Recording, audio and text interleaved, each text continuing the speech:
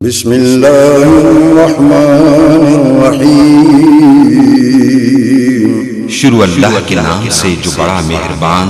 نہایت رحم والا ہے۔ فضیلت الشیخ عظیم محسن عظیم قائد حضرت پروفیسر حافظ محمد ایوب صاحب کو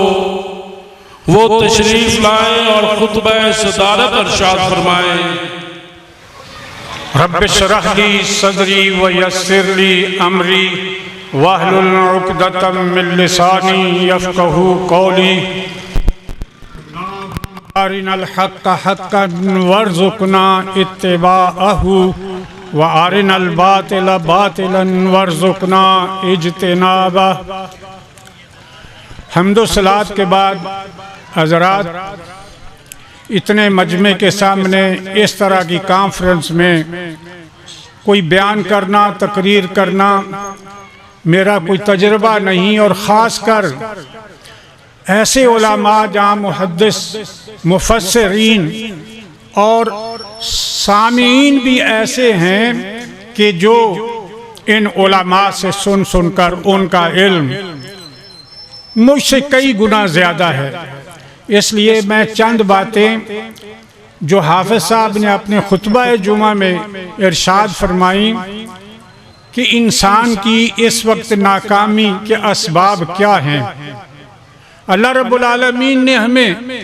بہترین نظام عطا کیا تھا، لیکن انسان نے اس نظام کو کس طرح درم برم کر دیا۔ اللہ فرماتے ہیں لا تفسدوا فی الارض بعد اصلاحها، کہ یہ جو نظام تھا دین کا میں نے دیا تمہیں اے انسانوں، یہ بہترین تھا، لیکن تم نے اس میں فساد برپا کر دیا۔ اور اس وقت معاشرے میں جو فساد ہے آپ کے سامنے ہے کہ سب سے بڑا المیہ جو ہے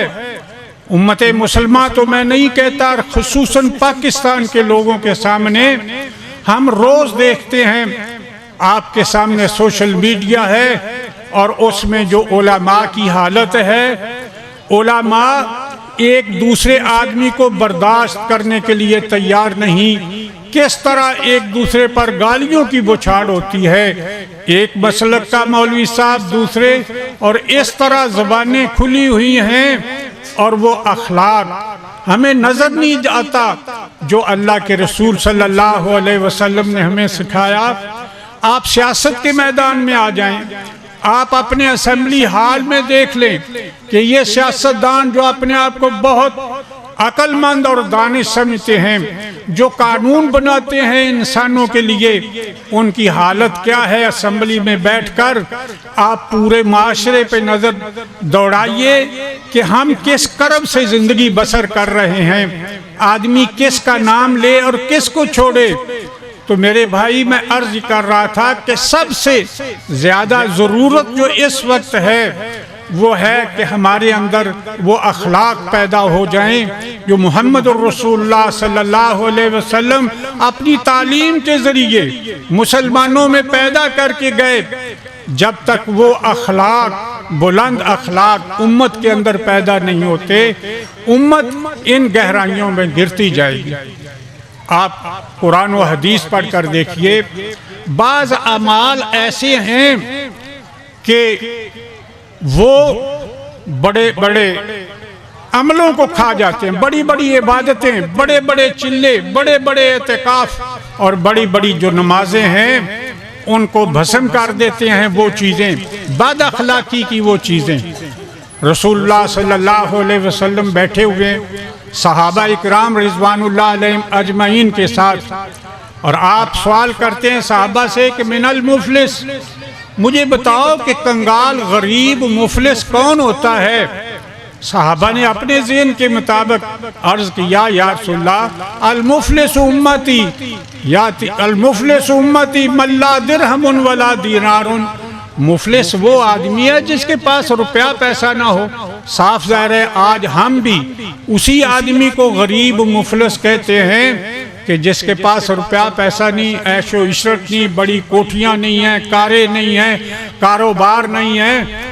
تو تو مفلس اس کو کہتے ہیں۔ اللہ کے رسول صلی اللہ علیہ وسلم نے فرمایا کہ نہیں، مفلس یہ آدمی نہیں میری امت کا، المفلس امتی یاتی یوم القیامت بصلاۃ و زکات و صیام و حج، کہ قیامت کے دن میری امت کا وہ آدمی اللہ کی بارگاہ میں پیش ہوگا جس نے بڑی نمازیں پڑھی، حج کیے، عمرے کیے، صدقات دیتا تھا، اس کی بڑی نیکیاں تھیں، اس میں کوئی شک نہیں ہے کہ یہ بہت نیکیاں ہیں اللہ کی عبادت کرنا، لیکن اس کے ساتھ اس کی زندگی کا جو دوسرا پہلو تھا وہ کیا تھا کہ قد شتم ھذا و قذف ھذا و سفک دم ھذا و اکل مال ھذا، کہ وہ لوگوں کو تنگ کرتا تھا، خون بہایا، مارا پیٹا کسی کو، تہمتیں لگاتا تھا لوگوں پر، گالیاں دیتا تھا لوگوں کو، برا بھلا کہتا تھا، اپنے اس جو درم و دینار کا مالک تھا اس میں آ کے تکبر اس حد تک اس کے اندر، اور وہ سب لوگ جن کو اس نے مارا، جن کو گالیاں دی، جن پر تہمتیں لگائیں، وہ سب مدعی کی حیثیت سے اللہ کی بارگاہ میں کھڑے ہوں گے، اور وہ کہیں گے یا اللہ یہ وہ شخص ہے، نمازیں بہت پڑھتا تھا، نفلیں بہت پڑھا تھا، اعتکاف بڑے کرتا تھا، لیکن یہ اس نے ناجائز مجھے گالیاں دی، مجھ پر تہمتیں لگائیں۔ اللہ رب العالمین اس وقت کیا فیصلہ کریں گے؟ آخرت میں انسان کیا، اس کے پاس تو صرف اعمال ہی اس کے ہوں گے۔ اللہ رب العالمین جس آدمی کو اس نے گالیاں دیں اس کی کچھ نیکیاں اس کو دے دیں گے، جس پر تہمتیں لگائیں، اس کو ذلیل کیا دنیا میں، وہ کھڑا ہو جائے گا، اب اس کی نیکیاں اس کو دے دیں گے کچھ، اور جس کا خون بہایا کچھ اس کو نیکیاں دے دیں گے، اور اس آدمی کے پاس کچھ بھی نہیں رہ جائے گا، خالی ہاتھ، اور اس کا حشر کیا ہوگا؟ فَصُحِبَ عَلَىٰ وَجْهِهِ وَأُلْقِيَ فِي النَّارِ، منہ کے بل گھسیٹ کر وہ آدمی جہنم میں پھینک دیا جائے گا، جو دنیا میں نمازیں، حج، عمرے، زکوٰۃ، صدقات اس کے پاس تھے، لیکن اس کا یہ پہلو جو تھا اخلاق کا وہ بالکل ختم تھا۔ اللہ کی مخلوق کے ساتھ اس کا رحم و کرم، اللہ کی مخلوق کے ساتھ رواداری، ہمدردی، ایثار، یہ سب باتیں جو آج جس سے ہم خالی ہیں اور جس کی ہمیں ضرورت ہے۔ تو اس لیے میں عرض یہ کر رہا تھا کہ بعض اعمال جو ہیں بڑے بڑے، ان کو نیکیوں کو ایسے اعمال کھا جاتے ہیں کہ نیکیاں ختم ہو جاتی ہیں، اور اس کے مقابلے میں بعض ایسے اعمال ہیں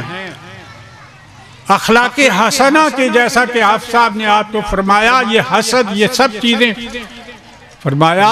کہ بعض اعمال ایسے ہیں تھوڑے سے بھی کرو اور وہ عادات آپ کے اندر موجود ہوں تو وہ بڑی بڑی عملوں سے اوپر لے جاتے ہیں انسان کو، بڑے بڑے صدقوں سے اوپر، اور وہ اعمال کیا ہیں؟ وہ ہے اخلاق حسنہ، کہ انسان کے اندر وہ اخلاق پیدا ہو جائیں جو محمد الرسول اللہ صلی اللہ علیہ وسلم اپنی تعلیمات سے امت کے اندر پیدا کر کے گئے۔ اللہ کے رسول صلی اللہ علیہ وسلم کا یہ ارشاد ہے کہ ان الرجل لیدرک بحسن خلقہ درجۃ قائم اللیل و صائم النہار، کہ ایک آدمی اپنے حسن اخلاق، اچھا بولنا، اچھا ملنا، دوسروں کے ساتھ دکھ درد میں شریک ہونا، اللہ کے رسول نے تو اتنا فرمایا جب تم ایک دوسرے کو ملتے ہو اور اگر ہنس کر ملو، خوش ہو کر ملو، تبسم کا فیہ وجہ اخی کا صدقہ، تم صرف ایک آدمی مسلمان تمہیں ملتا ہے، خوشی سے اس کو مل لو، ہنس کر اسے مل لو۔ ایک ہے کہ تم نے چہرے پہ تیوڑی چڑھائی ہوئی ہیں اور اپنے جو ہے چہرہ اس طرح ہے کہ دوسرے کو تم جو ہے پریشان کر رہے ہو، کیا فائدہ؟ ہنس کر مل لینے ہی سے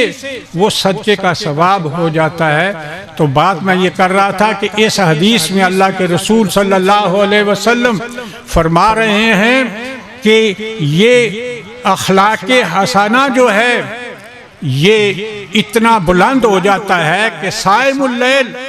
اور جو ہے دن کا روزہ رکھنے والا اور قائم اللیل رات کا قیام کرنے والا تہجدیں پڑھنے والا جو ہے یہ حسن اخلاق اس سے بھی بلند اس آدمی کو لے جاتا ہے۔ تو میرے بھائی سب سے بڑی جو اس وقت کمی ہے ہمارے اندر، ہمارے استاد محترم سید ابو بکر غزنوی رحمۃ اللہ علیہ فرمایا کرتے تھے کہ وہ واعظ، وہ مولانا بالکل کم عقل ہے جو لوگوں کو وہ چیزیں نہیں بتاتا جو وقت کی ضرورت ہوتی ہے اور اپنے آپ کو بڑا علامہ کہلوانے کے لیے، اور فرمایا کرتے تھے کہ وہ ڈاکٹر بالکل احمق ہے کہ ایک آدمی کو ہارٹ اٹیک ہے اور وہ اس سے پہلے اس کو شوگر کی دوائیاں دے رہا ہے، فوری طور پہ جس چیز کی ضرورت۔ آج جس چیز کی ہمیں ضرورت ہے اور کمی ہے ہمارے معاشرے کے اندر، ہم دیکھتے ہیں، میں سوشل میڈیا جب دیکھتے ہیں، آپ بھی دیکھتے ہوں گے، کس طرح علماء کس طرح سیاستدان ایک دوسرے کے خلاف، جو بد اخلاقی اس وقت پھیلی ہوئی ہے، الامان الحفیظ۔ تو میں عرض یہ کر رہا تھا کہ ہمیں سب سے زیادہ یہ ضرورت ہے کہ ہمارے اخلاق حسنہ اور وہ اخلاق حسنہ میں یہ اللہ کی مخلوق ہے ساری، ہمارے بہن بھائی ہیں سارے، ان کے کام آنا، ان کے دکھ درد میں شریک ہونا، یہ ان نمازوں سے، نفلوں سے، یہ صدقات سے کئی گنا بڑھ جاتا ہے نیکیوں میں اور اللہ کے قریب آپ کو کر دیتا ہے۔ رسول اللہ صلی اللہ علیہ وسلم نے اپنی بعثت کا مقصد ہی یہ فرمایا ہے کہ بوئستو لأتمم مکارم الاخلاق، میں تو دنیا میں آیا ہی اس لیے ہوں کہ اخلاق کے میدان میں جو کمی ہے میں وہ لوگوں کو سکھا دوں، ان کو پڑھا دوں کہ دیکھو بھائی رواداری یہ ہوتی ہے، بردباری یہ ہوتی ہے، حلم یہ ہوتا ہے، صلہ رحمی یہ ہوتی ہے، ایک دوسرے کے کام آنا یہ کتنی بلند چیز ہے۔ تو میرے بھائی یہ اخلاق حسنہ انسان کو ان نفلی عبادات سے بہت اوپر لے جاتا ہے۔ یہ ساری مخلوق اللہ کا گھرانہ ہے۔ حدیث میں اللہ کے رسول فرماتے ہیں الخلق عیال اللہ، کہ دیکھو یہ مخلوق جو ہے اللہ کی، یہ اللہ کا گھرانہ ہے۔ وَأَحَبُّ الْخَلْقِ إِلَى اللَّهِ، اور اللہ کے نزدیک جو آدمی پیارا ہے وہ ہے جو اللہ کی مخلوق کے ساتھ بہتر طریقے سے پیش آتا ہے۔ گھر ہوتا ہے، گھر میں اولاد ہوتی ہے آدمی کی، ایک آدمی آپ کی اولاد سے پیار کرتا ہے، آپ کی اولاد سے اچھے طریقے سے ملتا ہے، اس کے لیے کچھ نہ کچھ تحفہ لاتا ہے، وہ آدمی آپ کو پیارا لگے گا۔ تو یہ ساری مخلوق اللہ کا گھرانہ ہے، الخلق عیال اللہ، یہ اللہ کا گھرانہ ہے ساری مخلوق۔ مسلمان المسلم اخو المسلم، مسلمان مسلمان کا بھائی ہے، اور اس طرح ہے جیسے ایک اینٹ مل کر دوسری اینٹ سے ایک دیوار مضبوط بنتی ہے، اسی طرح مسلمان آپس میں مل کر ایک معاشرہ تعمیر کرتے ہیں۔ تو عرض یہ کر رہا تھا کہ سب سے بڑی کمی جو ہمارے اندر، اور خصوصاً میں تو حیران ہوتا ہوں کہ علماء اس طرح کی غلیظ ایک دوسرے پر تہمتیں اور جہاں تک کہ گالیاں تک نکالتے ہیں، اور یہی حال سیاستدانوں کا ہے آپ کے سامنے، اور ان کے اثرات ہی آگے معاشرے میں چلتے ہیں۔ تو میں عرض یہ کر رہا تھا کہ اللہ رب العالمین نے اپنے نبی سے یہی فرمایا تھا فَبِمَا رَحْمَةٍ لِنْتَ مِنَ اللَّهِ وَلَوْ كُنْتَ فَظًّا غَلِيظَ الْقَلْبِ لَانْفَضُّوا مِنْ حَوْلِكَ، اے میرے نبی اللہ کی رحمت سے ہم نے آپ کو نرم دل بنایا، نرم کلام بنایا ہے، نرم دل بنایا ہے۔ اگر آپ سخت دل ہوتے اور سخت کلام ہوتے، آپ کی آواز میں کوئی محبت چاشنی نہ ہوتی تو آپ کے قریب کوئی نہ آتا، سب بکھر جاتے۔ تو یہ اللہ کے رسول صلی اللہ علیہ وسلم کی سب سے بڑی جو ہے ایک صفت ہے کہ مٹھاس ہو زبان میں، بولتے ہوئے دوسروں کے ساتھ آدمی ایسی گفتگو کرے کہ دوسرے کے آدمی دل میں اتر جائے، کوئی الفاظ ایسے نہ ہوں جو دوسرے کو دکھ پہنچائیں اور اپنے دل میں، تو یہ اللہ کے رسول کو اللہ تعالیٰ نے اللہ کے رسول کی یہ صفت بیان فرمائی ہے۔ تو میرے بھائی آج جو کمی ہم دیکھ رہے ہیں اپنے اندر، اللہ کے رسول، آپ بخاری کا باب الادب پڑھ کر دیکھیں، آپ کو پتہ چل جائے گا انسان تو انسان، اور اللہ کے رسول تو حکم دیتے ہیں کہ یہ جانور جو ہیں، یہ پرندے چرندے، یہ سب ان کے ساتھ تمہارا حسن سلوک۔ وہ مشہور حدیث آپ نے کئی مرتبہ سنی ہے، آدمی جا رہا تھا راستے میں اور اسے پیاس لگی، اس نے کنواں دیکھا اور کنویں میں وہ اترا اپنی پیاس بجھانے کے لیے، باہر نکلتا ہے تو ایک کتے کو دیکھتا ہے کہ جو مٹی کو چاٹ رہا ہے، اس کے دل میں ایک رحم پیدا ہوا، کتے کے لیے رحم پیدا ہوا، اور وہ دوبارہ جاتا ہے کنویں میں، کوئی برتن نہیں، اپنا جوتا جو ہے وہ اتارتا ہے، اس میں پانی بھرتا ہے اور اس کو پکڑ کے لا کے اس کتے کو پلاتا ہے، اور اللہ تعالیٰ اسے معاف کر دیتے ہیں۔ انسان تو اشرف المخلوقات ہے، انسانوں کے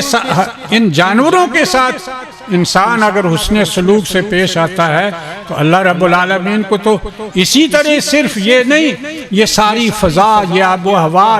اس کے لیے ایک مومن جو ہوتا ہے وہ اللہ کی رحمت ہوتا ہے۔ حدیث مبارکہ میں اللہ کے رسول فرماتے ہیں من غرس غرسن، کہ کسی آدمی نے کوئی درخت لگایا، کوئی فصل لگائی، آکل منہ انسان و دابۃ، اور اس میں انسان بھی کھاتے ہیں جانور بھی کھاتے ہیں، لہو صدقۃ، وہ اس کے لیے صدقہ بن جاتا ہے۔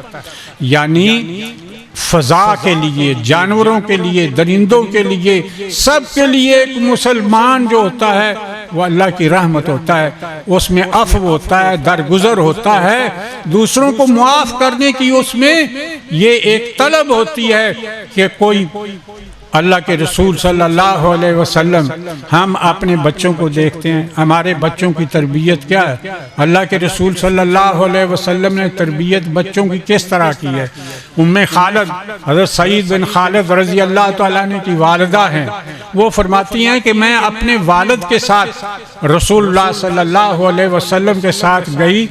رسول اللہ صلی اللہ علیہ وسلم کے پاس، میں چھوٹی تھی، اور میں نے پہلے تو رسول اللہ صلی اللہ علیہ وسلم نے میرے کپڑوں کی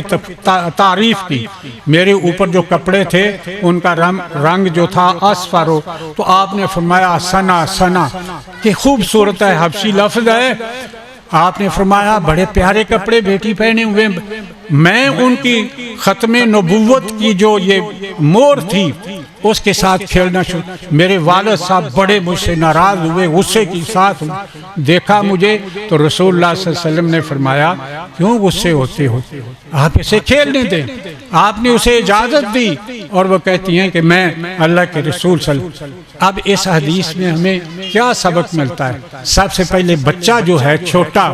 اس کی ان چیزوں کی تعریف کرنی چاہیے جس سے وہ خوش ہو جائے۔ آپ کے کپڑے بہت اچھے ہیں، آپ کا رزلٹ بہت اچھا ہے، آپ تو پڑھتی بہت اچھی ہیں، آپ کلمہ سناؤ، کلمہ بڑا پیارا آپ پڑھتی ہیں، اور چیزیں یاد کر لو۔ اس طرح بچے کی تربیت جو اللہ کے رسول نے اور ہمیں سکھائی، بچوں کو، ہماری حالت یہ ہے کہ مسجد میں بچے آ کے تھوڑا سا شور کر دیں تو ہر آدمی اٹھتا ہے اور ان کو ڈانٹتا ہے۔ اور مسجد میں اللہ کے رسول صلی اللہ علیہ وسلم کا اخلاق کیا تھا؟ ایک بدو آتا ہے مسجد میں آ کے پیشاب کر دیتا ہے، صحابہ واقعی غصہ آتا ہے، صحابہ بڑھتے ہیں اس کی طرف، اللہ کے رسول فرماتے ہیں نہیں، چھوڑ دو، پانی کا ڈول لاؤ یہاں بہا دو۔ یہ ہے وہ تربیت اور یہ ہے وہ اخلاق جو رسول اللہ صلی اللہ علیہ وسلم ہمیں سکھا کر گئے۔ یہ عفو اور درگزر کرنا،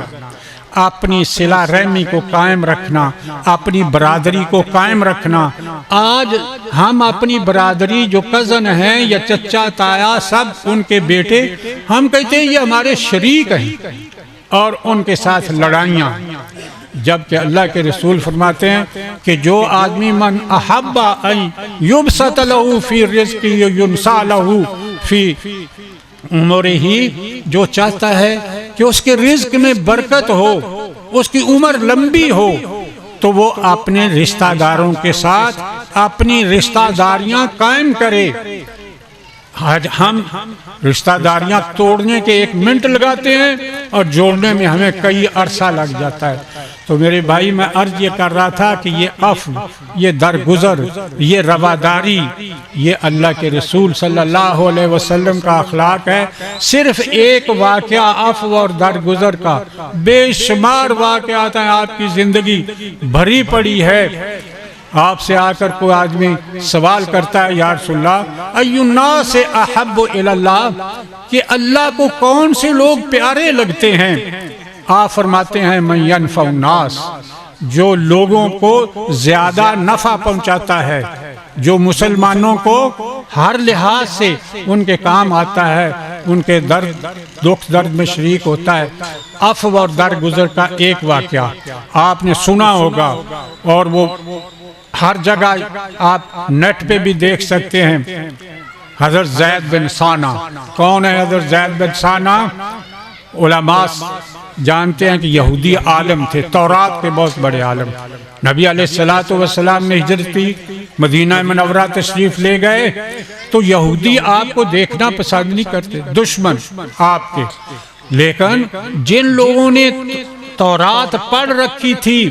ان میں انہوں نے اللہ کے رسول صلی اللہ علیہ وسلم، آخری نبی جو دنیا میں آنا تھا، ان کی صفات پڑھی ہوئی تھی۔ ان میں سے ایک حضرت زید بن ثانہ ہیں۔ حضرت زید بن ثانہ رسول اللہ صلی اللہ علیہ وسلم کے پاس آتے، حق کے متلاشی تھے کہ حق مجھے مل جائے، تو رسول اللہ صلی اللہ علیہ وسلم کی مجلس میں بیٹھتے، اور وہ جو تھے، ایک دن اللہ کے رسول صلی اللہ علیہ وسلم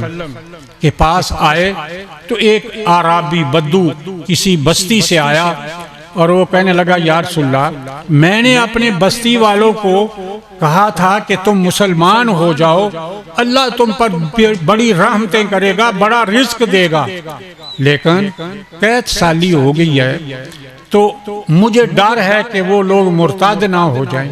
نبی علیہ السلام کے پاس آیا، اللہ کے رسول صلی اللہ علیہ وسلم کے پاس سیدنا علی رضی اللہ تعالیٰ عنہ بیٹھے ہوئے تھے۔ آپ نے ان کی طرف دیکھا کہ شاید بیت المال میں کچھ ہو،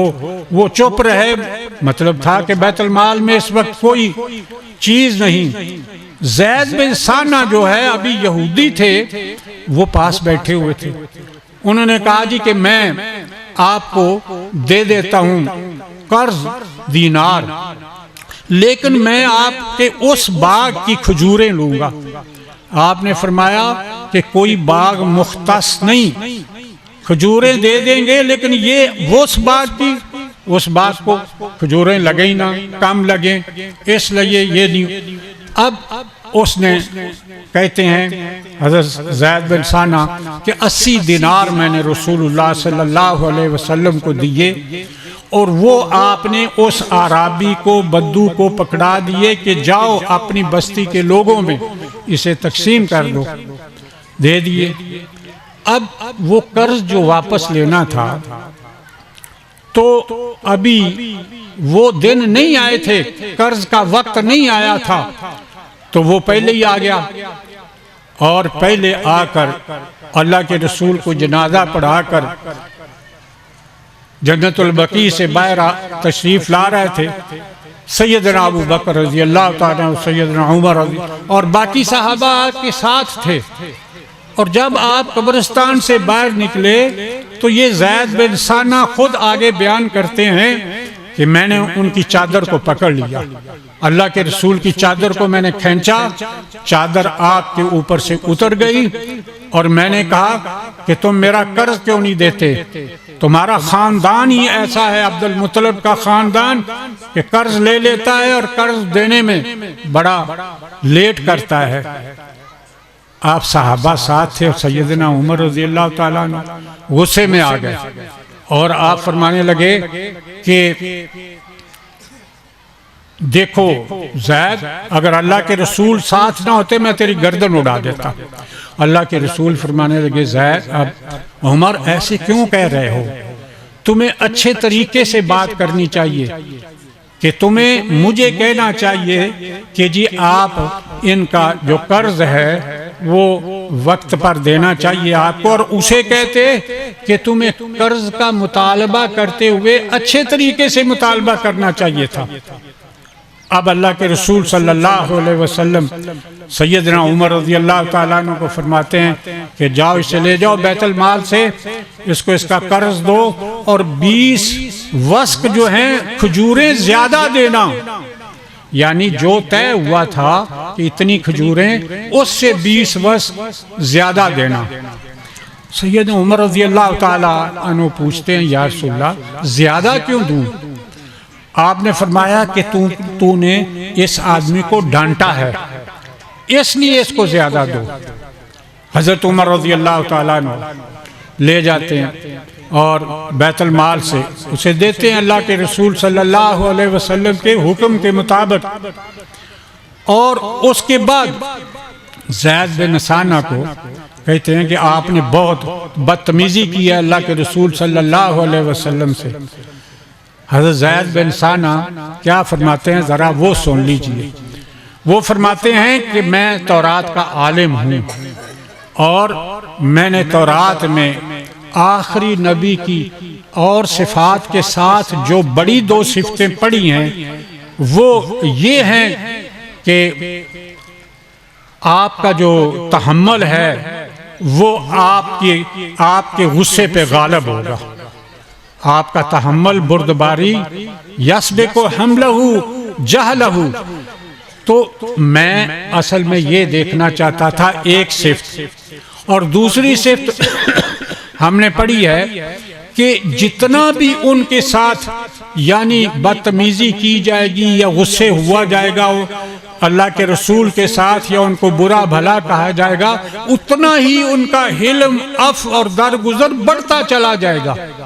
اب آپ ذرا اندازہ کیجئے کہ آپ کے پاس کوئی آدمی آئے اور اس طرح قرض طلب کر دے، غصہ تو آتا ہے۔ تو اس نے کہا کہ یہ 2 باتیں میں نے اللہ کے رسول کی صفت کی تورات میں پڑھی ہوئی ہیں، میں اصل میں یہ چیز اللہ کے رسول صلی اللہ علیہ وسلم میں دیکھنا چاہتا تھا کہ یہ دونوں صفتیں ہیں، اور اس لیے میں نے یہ ساری حرکت کی ہے، آپ کی چادر کھینچی اور آپ کو اس طرح بولا ہوں۔ تو یہ دونوں صفتیں میں نے آپ میں دیکھ لی ہیں، عمر میرے ساتھ چلو۔ مسجد میں چلے اور آ کر سب لوگوں کے سامنے کلمہ پڑھا، اشہد ان لا الہ الا اللہ، تو مسلمان ہو گئے۔ میرے بھائیو آپ ذرا اس واقعے سے اندازہ کیجئے کہ قدم قدم میں یہ ایسا معاملہ ہوا کہ آدمی کو غصہ آتا ہے کہ اس آدمی کو، لیکن آپ کے حلم، آپ کے اندر جو ہے قوت برداشت، عفو اور درگزر، وَلْيَعْفُوا وَلْيَصْفَحُوا أَلَا تُحِبُّونَ أَن يَغْفِرَ اللَّهُ لَكُمْ۔ اللہ فرماتے ہیں کہ اے ابو بکر، یہ کس وقت کہا جا رہا ہے؟ بیٹی پر تہمت لگتی ہے، منافق لگاتے ہیں، اور سیدنا ابو بکر رضی اللہ تعالیٰ عنہ قسم کھا لیتے ہیں کہ ان کو کچھ نہیں دوں گا، اس کو گھر سے نکال دوں گا۔ مصطح بن وثاثہ جو گھر میں رہتے تھے وہیں سے کھانا پینا، ان کی مدد۔ تو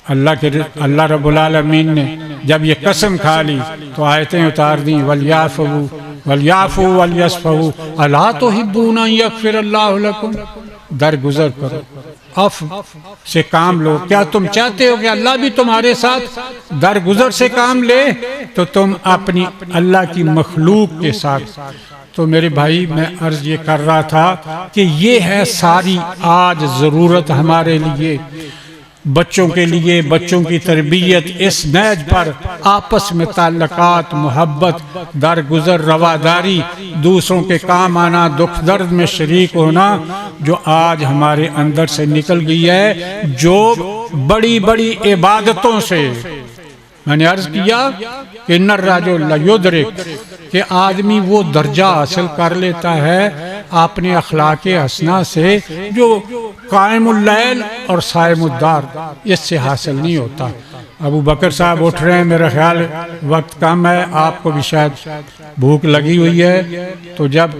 طعام سامنے ہو نماز بھی لیٹ کر لیں تو جائز ہے۔ اللہ تعالی ہمیں توفیق عطا فرمائے۔ وآخر دعوانا الحمدللہ رب العالمین۔